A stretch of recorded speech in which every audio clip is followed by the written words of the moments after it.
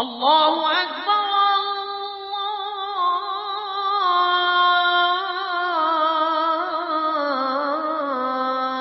اللہ اکبر. الحمد لله نحمده ونستعينه ونستغفره ونؤمن به ونتوكل عليه ونعوذ بالله من شرور أنفسنا ومن سيئات أعمالنا من يهده الله فلا مضل له ومن يضلل فلا هادي له ونشهد أن لا إله إلا الله وحده لا شريك له ونشهد أن سيدنا ومولانا محمدا عبده ورسوله صلى الله عليه وعلى آله وصحبه وسلم. أما بعد فإن خير الحديث كتاب الله وخير الهدي هدي محمد صلى الله عليه وسلم وشر الأمور محدثاتها وكل محدثة بدعة وكل بدعة ضلالة وكل ضلالة في النار. اعوذ باللہ من الشیطان الرجیم.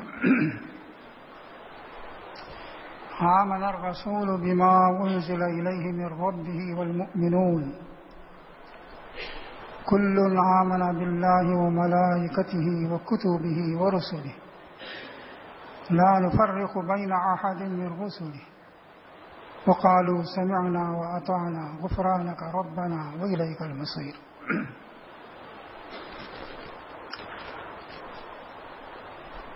بزرگوں اور بھائیوں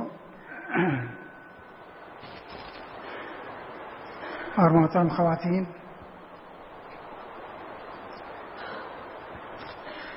ایک مسلمان کا جس طرح اللہ پر ایمان ہوتا ہے اسی طرح اس کے رسولوں پر بھی اس کا ایمان ہوتا ہے.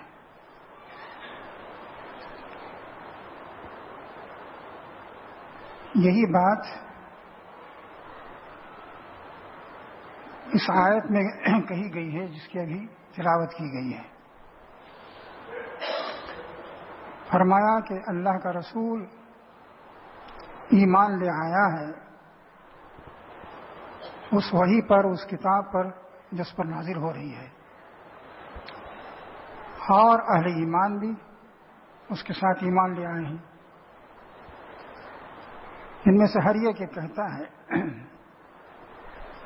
کہ ایمان لائے ہیں، ان میں سے ہر ایک ایمان لایا ہے اللہ پر، اس کے فرشتوں پر، اس کے رسولوں پر اور اس کی کتابوں پر، اس کی کتابوں پر اور اس کے رسولوں پر. اور یہ بھی وہ کہتے ہیں کہ ہم رسولوں کے درمیان کوئی تفریق نہیں کرتے.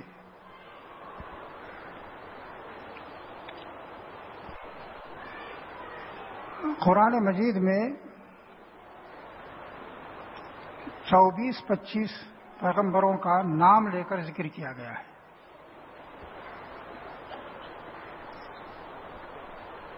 اس میں بعض پیغمبروں کا ذکر زیادہ تفصیل سے ہے، بعض پیغمبروں کا بہت ہی اختصار کے ساتھ ذکر آیا ہے.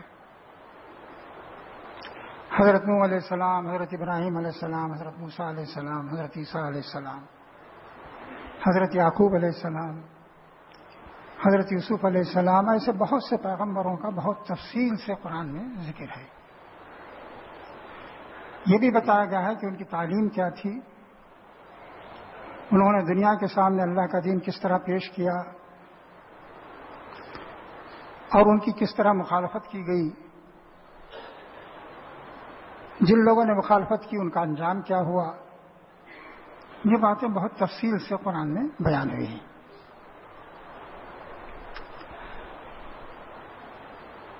اسی کے ساتھ یہ بھی بتایا گیا ہے کہ یہ تو چند پیغمبر ہیں جن کا قرآن میں ذکر کیا گیا ہے. کچھ پیغمبروں کا تفصیل کے ساتھ ذکر ہے، کچھ پیغمبروں کا اختصار کے ساتھ. ساتھ ہی یہ بھی بتا دیا گیا کہ ان کے علاوہ اور بھی پیغمبر ہیں.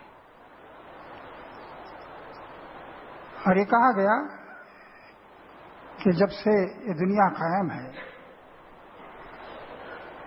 اور مختلف قومیں ہیں دنیا کے اندر، تو اللہ تعالیٰ نے ہر قوم کی ہدایت کے لیے رسول بھیجے ہیں.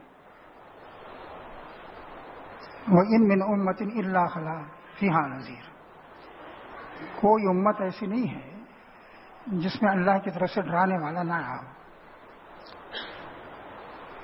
تو یہ بات بھی بتا دی گئی کہ ان پیغمبروں کے علاوہ جن کا قرآن میں ذکر ہے اور بھی بہت سے پیغمبر ہیں. یہ بات قرآن میں کئی جگہ بیان ہوئی ہے اور کہا گیا ہے کہ ان کے علاوہ اور پیغمبر بھی ہیں. سورہ نساء میں ہے وہ رسولن، کچھ پیغمبروں کے ذکر کے بعد کہا گیا وہ رسولن قد قصصناہم علیک من قبل. کچھ رسول ایسے ہیں جن کا ذکر ہم اس سے پہلے کر چکے ہیں، یعنی اس سورت سے پہلے بھی ان کا ذکر ہو چکا ہے. دوسری صورتوں میں سورہ نساء مکی ہے، مدنی ہے، مکی صورتوں میں بھی رسولوں کا ذکر آیا ہے. وہ رسولن لم نقصصہم علیک، بہت سے پیغمبر وہ ہیں جن کا ہم نے ذکر نہیں کیا ہے. اسی طرح ایک اور جگہ فرمایا وہ رسولن قد قصصناہم علیک من قبل وَلَقَدْ أَرْسَلْنَا رُسُلًا مِّن قَبْلِكَ. ہم نے تم سے پہلے بہت سے رسول بھیجے ہیں. مِنْهُمْ مَنْ قَصَصْنَا عَلَيْكَ،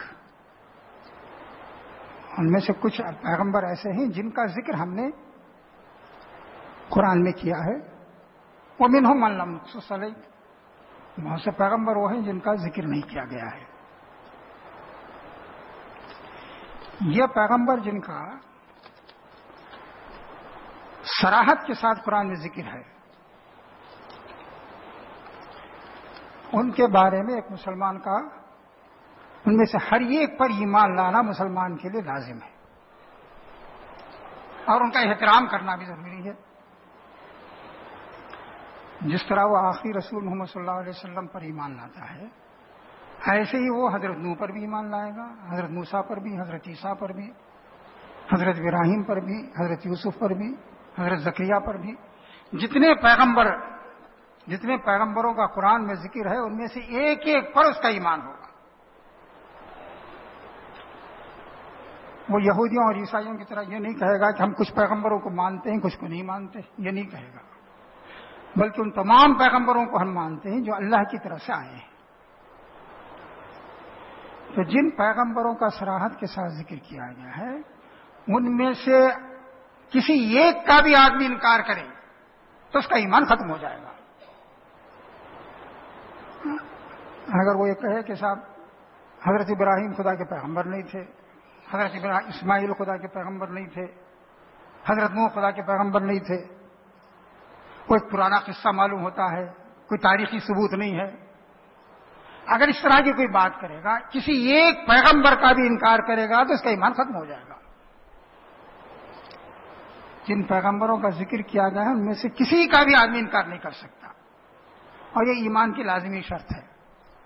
ظاہر ہے کہ جب اس پر ایمان رکھے گا تو ان کا احترام بھی کرے گا اور ان کے خلاف کوئی بات نہیں کہے گا، بس زبانی نہیں کرے گا، غلط بیانی نہیں کرے گا ان کے بارے میں، اور اسی طرح یہ احترام کرے گا جیسے اللہ کے رسول صلی اللہ علیہ وسلم کا احترام کرتا ہے. وہ حضرت موسیٰ علیہ السلام کا بھی احترام کرے گا، حضرت عیسیٰ علیہ السلام کا بھی احترام کرے گا، اور حضرت داؤد کا بھی احترام کرے گا. جتنے پیغمبر ہیں سب کا وہ احترام کرے گا اور کسی کا بھی وہ انکار نہیں کر سکتا. یہ ایک اصولی بات ہے. دوسری بات یہ کہی گئی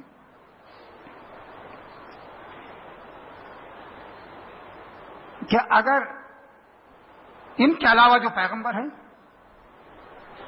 وہ کتنے ہیں ہمیں نہیں معلوم.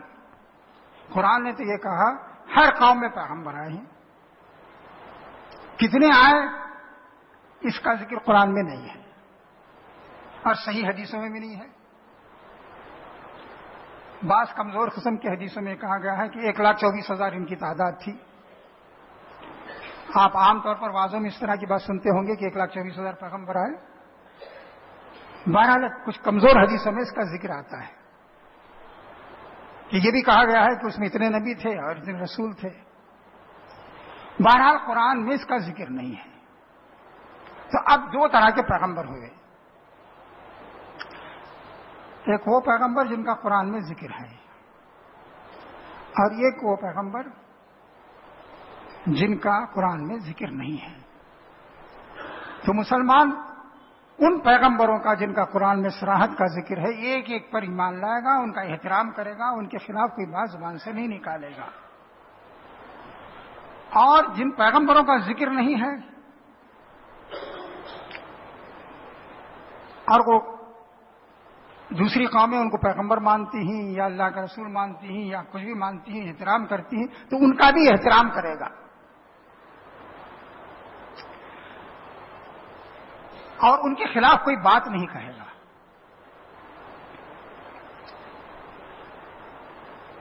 قرآن میں کہا گیا ہے وَلَا تَسُبُّوا الَّذِينَ يَدْعُونَ مِن دُونِ اللَّهِ فَيَسُبُّوا اللَّهَ عَدْوًا بِغَيْرِ عِلْمٍ. فرمایا گیا کہ جو لوگ یہ مشرکین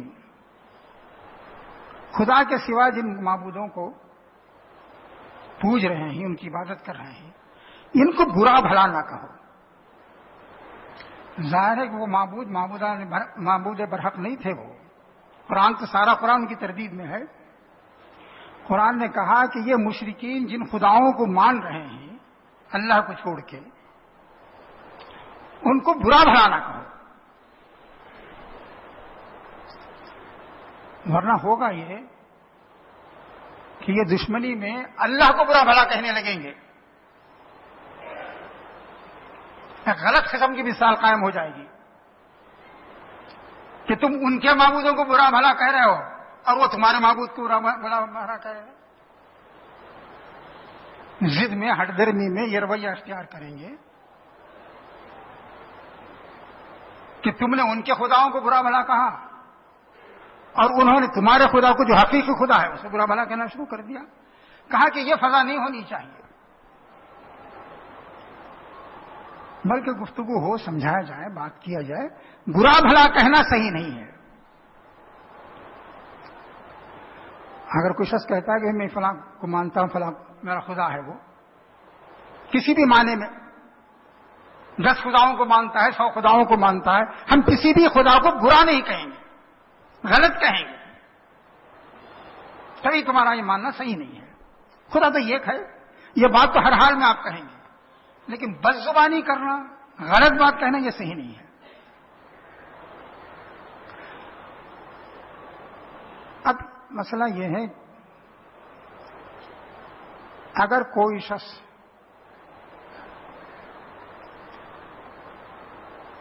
قرآن میں مذکور پیغمبروں کو برا بھلا کہتا ہے, رسول اکرم صلی اللہ علیہ وسلم کی شان میں گستاخی کرتا ہے, یا حضرت عیسیٰ کی شان میں گستاخی کرتا ہے, حضرت موسیٰ کی شان میں گستاخی کرتا ہے, حضرت ابراہیم کو برا بھلا کہتا ہے, تو علماء کرام نے کہا ہے, کچھ دلائل ہیں اس کے, اس کا ذکر اس وقت میں نہیں کروں گا. علماء کرام نے کہا ہے کہ اسلامی ریاست میں اگر کوئی شخص کسی پیغمبر کو جس کا قرآن میں ذکر ہے غلط کہے گا, برا بھلا کہے گا, غلط, میں نہیں مانتا ان کی تعلیم کو, یہ کہنے کا حق ہے اسے. کوئی شخص اگر یہ کہے کہ میں محمد صلی اللہ علیہ وسلم کو اللہ کا رسول نہیں مانتا, قرآن کو اللہ کی کتاب نہیں مانتا, تب بھی وہ اسلامی ریاست میں رہ سکتا ہے. ان کی تعلیمات پر مجھے یقین نہیں ہے, یہ کہہ سکتا ہے. کسی کو پیغمبر نہ ماننا ایک الگ بات ہے اور اسے برا بھلا کہنا الگ بات ہے.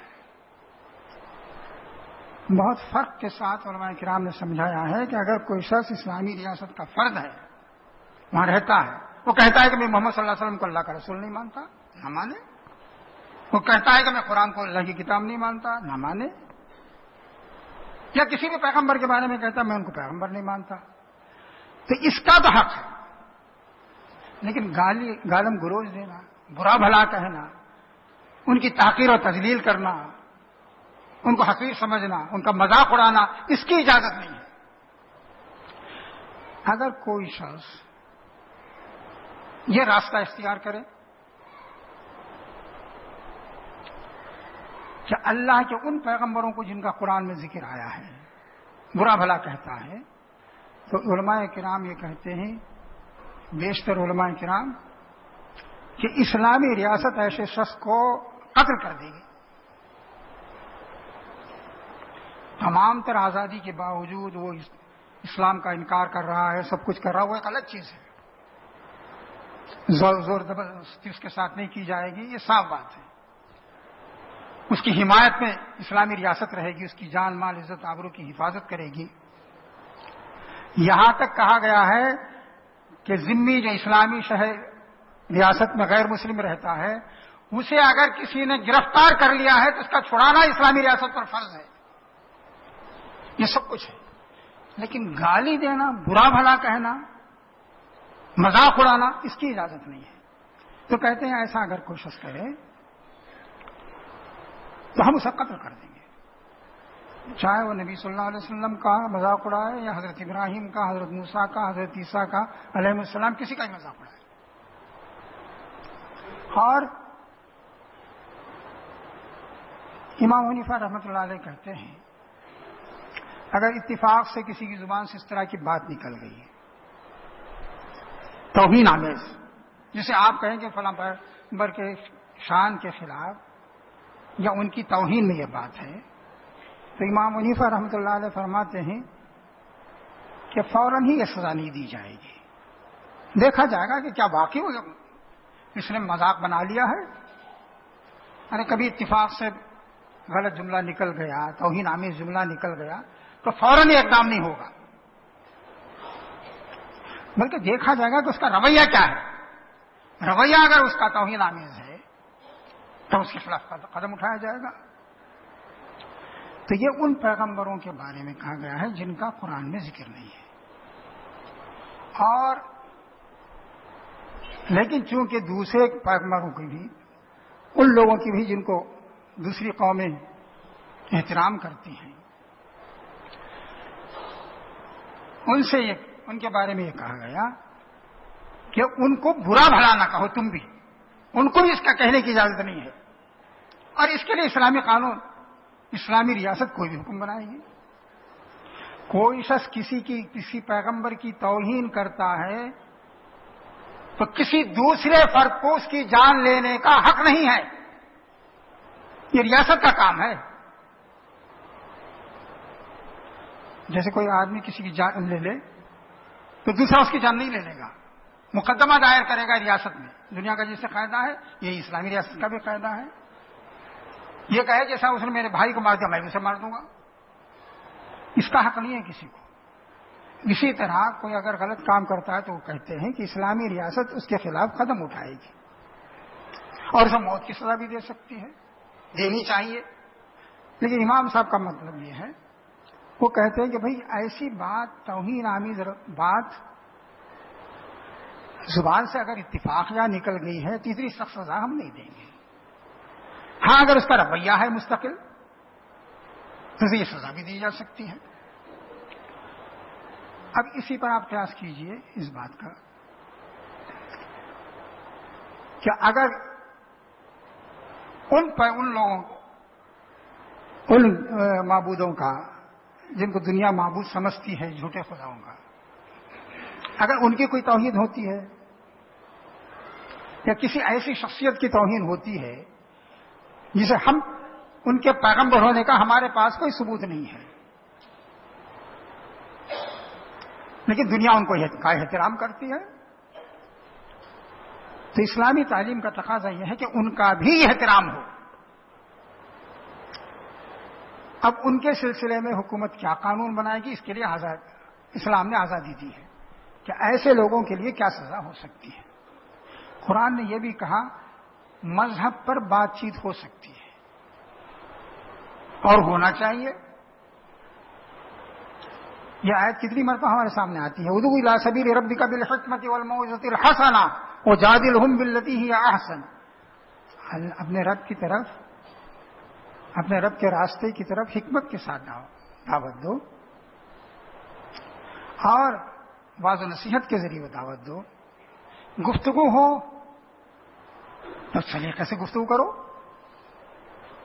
اور یہ بھی کہا گیا عیسائیوں اور یہودیوں سے گفتگو ہو تب بے قابو نہ ہو جاؤ کہ لوگ کہیں کہ صاحب یہ لوگ تو سلیقے سے بات کر رہے ہیں یا مسلمان حضرات جذبات میں آ رہے ہیں. تو صراحت کے ساتھ کہا وَلَا تُجَادِلُوا أَهْلَ الْكِتَابِ إِلَّا بِالَّتِي هِيَ أَحْسَنُ. اہل کتاب سے گفتگو کرو، بحث مباحثہ ان کا ہو تو بہتر طریقے سے ہو. اور ایک اور جگہ فرمایا ادفع باللتی ہی احسن، جواب دو تو بہتر طریقے سے جواب دو. یہ تعلیم دی گئی. اب آپ دیکھیے آج کل جس نبی رسول اکرم صلی اللہ علیہ وسلم کی جو فلم بنائی گئی ہے، ہو سکتا ہے کہ بعض دوستوں نے اس کے کچھ حصے دیکھے بھی ہوں، لیکن بہرحال اخبارات میں اس کی تفصیل آ رہی ہے. مسلمان اپنے جذبات کا مظاہرہ کر رہے ہیں اور اس کا دفاع کرنے والے کہتے ہیں کہ صاحب یہ آزادی کے خلاف ہے. انسان کو جو فطری آزادی ملی ہے اس کے خلاف ہے. ظاہر ہے کہ دنیا میں کوئی بھی حق انسان کو، آزادی انسان کا فطری حق ہے، لیکن ہر حق کے ساتھ کچھ پابندیاں بھی ہوتی ہیں. بغیر کسی لمٹ کے آزادی نہیں ہوتی. آزادی کا مطلب یہ نہیں ہے کہ ایک شخص دوسرے کو گالی دینا شروع کر دے. ظاہر ہے کہ غلط بات ہے، ہر شخص کہے گا غلط بات ہے. تو یہی حال ہے آزادی کا یہ راستہ کہ اس میں ایک ایسے پیغمبر کی تصویر بگاڑی جا رہی ہے جو اس وقت 1 ارب انہی کے حساب سے 1 ارب 70 کروڑ سے زیادہ لوگ اللہ کا رسول مانتے ہیں اور ان پر جان دینے کے لیے تیار ہیں. اور تمہیں میں سے وہ ایسے لوگ بھی موجود ہیں جو یہ کہتے ہیں کہ دنیا میں بڑے بڑے لوگ پیدا ہوئے، اگر ان کی مختصر فہرست تیار کی جائے تو وہ 100 ہو سکتے ہیں. ان میں بھی ٹاپ پر محمد صلی اللہ علیہ وسلم ہے. ایسی شخصیت کے بارے میں یہ انداز اختیار کرنا اور اس کی وکالت کرنا، ظاہر ہے اس کا کوئی جواز نہیں ہے. ایک طرف وہ تعلیم دیکھیے جو نبی اسلام نے دی ہے، جو ہدایت دی ہے، جن باتوں کا کی طرف متوجہ کیا ہے کہ کس طرح کا رویہ مسلمان کو اختیار کرنا چاہیے، کیا یہ احترام ہونا چاہیے اس کا. اور یہاں تک کہا گیا کہ ہم ایک رسول اور دوسرے رسول کے درمیان فرق نہیں کرتے، ہمارے نزدیک سب قابل احترام ہے. تم کہہ سکتے ہو کہ ہم حضرت عیسیٰ کو مان رہے ہیں، محمد صلی اللہ علیہ وسلم کو نہیں مانیں گے، حضرت موسیٰ کو مانتے ہیں، حضرت عیسیٰ کو نہیں مانیں گے. تم کہہ سکتے ہو، لیکن ہمارے ہاں نہیں ہے یہ بات. جو اللہ کے پیغمبر ہیں سب قابل احترام ہے، سب پر ہمارا ایمان ہے، اور ان کے خلاف زبان درازی کی کسی کو اجازت نہیں ہوگی. میرے دوستوں اور ساتھیوں، یہی وہ باتیں ہیں جو دنیا کے سامنے آنی چاہیے کہ ایک اسلام کا رویہ ہے، اس کے اندر جو شرافت ہے، تہذیب ہے، اخلاق ہے، بالکل واضح ہے. اور کوئی شخص یہ نہیں کہہ سکتا کہ اسلام نے اس معاملے میں غلط رویہ اختیار کیا ہے. اتنا شائستہ رویہ آج کی ترقی یافتہ دنیا میں کسی کے پاس نہیں ہے اور نہ کوئی اختیار کرتا ہے، اور ہمارے لیے ایمان کا حصہ ہے یہ. تو میرے دوستوں اور ساتھیوں، یہ جو رویہ اختیار کیا گیا ہے، ظاہر ہے مسلمان اس معاملے میں جن جذبات کا اظہار کرتے ہیں اسے آپ غلط نہیں کہہ سکتے. ہاں، اگر کسی معاملے میں کئی بے احتیاطی ہو جاتی ہے تو آپ کہہ سکتے ہیں کہ مسلمانوں کو صبر سے کام لینا چاہیے. اللہ تعالیٰ سے دعا ہے کہ جو باتیں عرض کی گئی ہیں ان کو ہم سب بھی سامنے رکھیں اور دوسروں کے سامنے بھی اسے لانے کی کوشش کریں. بارک اللہ لنا ولکم فی القرآن العظیم. ونفعنا وإياكم بالآيات والذكر الحكيم إنه تعالى جواد قديم ملك بر رؤوف رحيم رب عليم.